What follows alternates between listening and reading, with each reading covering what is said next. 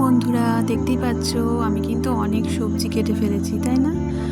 তো আজকে ভাবছিলাম কি বানাবে। দেখো, গোপালের দুধ খাই ঘুম পাড়িয়ে দিয়েছিলাম, আর এটা প্রসাদ হয়ে আছে। তো এই দেখো, প্রেশার কুকারে আমি আলু বিট আর গাজর কেটে নিয়েছিলাম, ধুয়ে নিয়েছিলাম, আর এগুলো প্রেশার কুকারে একটু সেদ্ধ করে দিচ্ছি।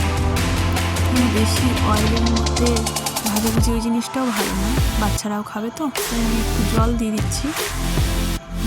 জল দিয়ে 2টো সিটি দিয়ে নেব। এর মধ্যে একটু লবণ আর হলুদ গুঁড়ো দিয়ে দেবো। কি বানাচ্ছি বলো তো? তোমরা গেস করতে পারছো কি বানাচ্ছি আমি? গেস করো, দেখতেই পাবে কি বানাচ্ছি আমি। এই দেখো, একটু নুন দিয়ে দিলাম। আমাকে ক্যামেরাটা ধরতেই দিচ্ছে না ছেলে, সমানে নাড়িয়ে যাচ্ছে।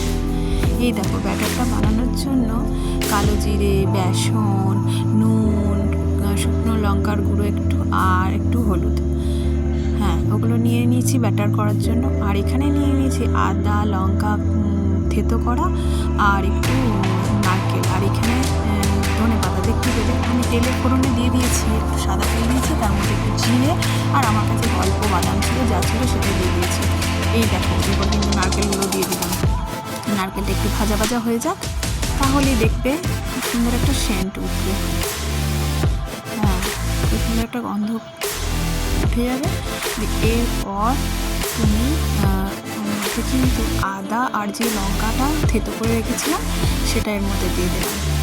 এবার তেলে এটাকে একটু ভাজা ভাজা করে নিতে হবে, তাতে খুব সুন্দর একটা গন্ধ বেরোবে। তোমরা গেস করতে পারছো, আমি কিন্তু চপই বানাচ্ছি আজকে। সন্ধ্যাবেলার চপ বানাবো, সবাই মিলে মুড়ি খাবো টিফিনে।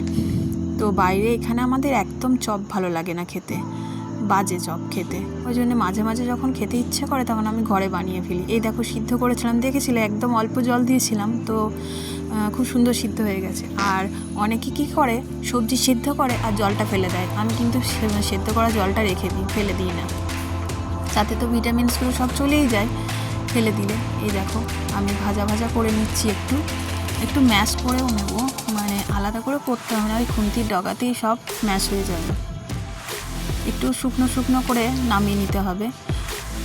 তো একটু কড়াইয়ের মধ্যে ভাজা ভাজা হোক, তো নাড়াচাড়া করতেই থাকছি। দেখতেই পাচ্ছ সমানে, কিন্তু নালে নিচেই লেগে যাওয়ার ভয় থাকবে, কারণ আমি বেশি তেল দিইনি। আর এই দেখো, উপর থেকে ধনে পাতা দিয়ে দিলাম। ধনে পাতা কার কার ভালো লাগে? আমার তো শীতকালে খুবই ভালো লাগে, সব কিছু সবজির মধ্যে একটু ধনে পাতা আমার খুবই ভালো লাগে। তো আমাদের বাড়িতে সবাই ধনে পাতা খেতে ভালোবাসে, ওই জন্য ধনে পাতাটা আমি সব কিছুতেই দিয়েছি। এই দেখো, ধনে পাতা দেওয়া হয়ে গেছে। আমার কিন্তু জিনিসটা খুব শুকনো শুকনো করে পুরটা বানানো হয়ে গেছে। এটা কিন্তু তোমরা শুধু চপ না, সিঙ্গারা বানালেও এই পুরটা ব্যবহার করতে পারো। দেখো, আমি থালার মধ্যে নামিয়ে নিয়েছি, আর এটা একটু ফ্যানের মধ্যে ঠান্ডা করে নেবো, কেন এতটা গরম পুর আমি হাতে মেখে চপ করতে পারবো না। এই দেখো, সাদা তেল দিয়ে দিয়েছি। আর এটা আমার কড়াইটা কালো দেখে কেউ কমেন্ট করে দিও না ভুলভাল, এটা লোহার কড়াই, অনেক দিনকার পুরনো হয়ে গেছে, তো তাই এটা এরকম হয়ে গেছে। এই দেখো, আমার চপ কিন্তু পুরো রেডি।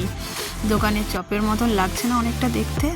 কেমন লাগছে তোমরা একটু বলো তো, কমেন্ট করে কিন্তু জানিও আমার চপের কালারগুলো কেমন হয়েছে, একদম দোকানের চপের মতন। তো যাই হোক, আমি যেটা বানিয়েছি জানি না সবার ভালো লাগবে কি না। উল্টে পাল্টে একটু লাল লাল করে ভেজে নিতে হবে।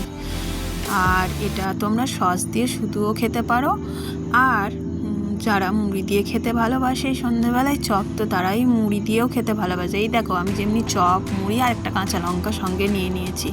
আর বড়মশাই চলে এসছে তা করতে করতে, তো বড়মশাইকে দিয়ে দিলাম। এই দেখো, চলে এসছে, তো বললো মুড়ি খাবো। তো আমি দেখো চপ, আর এই যে লঙ্কাটা ছিল, ওই লঙ্কাটাও আমি একটু বেসন বেড়ে গেছিলো। এই দেখো, আমার ছোটো ছেলে খাবার জন্য ঝাঁপিয়ে পড়ছে, ওর নুন ঝাল জিনিস খুব পছন্দ। তো ওই বেসনটা বেড়ে গেছিলো, ওটার মধ্যেই আমি লঙ্কাটা ডুবিয়ে ভেজে দিয়েছি, ওটাও ভালো লাগে খেতে। এই দেখো, বরের রিয়াকশান দেখতে পাচ্ছ, বলছে দারুণ দারুণ করছে, দারুণ হয়েছে। আসলে যারা একটু খাদ্য রসিক হয় বা যারা খেতে ভালোবাসে তাদের জন্য নানা রকম বানাতেও ইচ্ছে করে, আর যারা ভালোবাসে না তাদের জন্য কিছু ইচ্ছেও করে না বানাতে। দেখতে পাচ্ছ, খুব আনন্দের সঙ্গে কিন্তু খাচ্ছে। আর আমার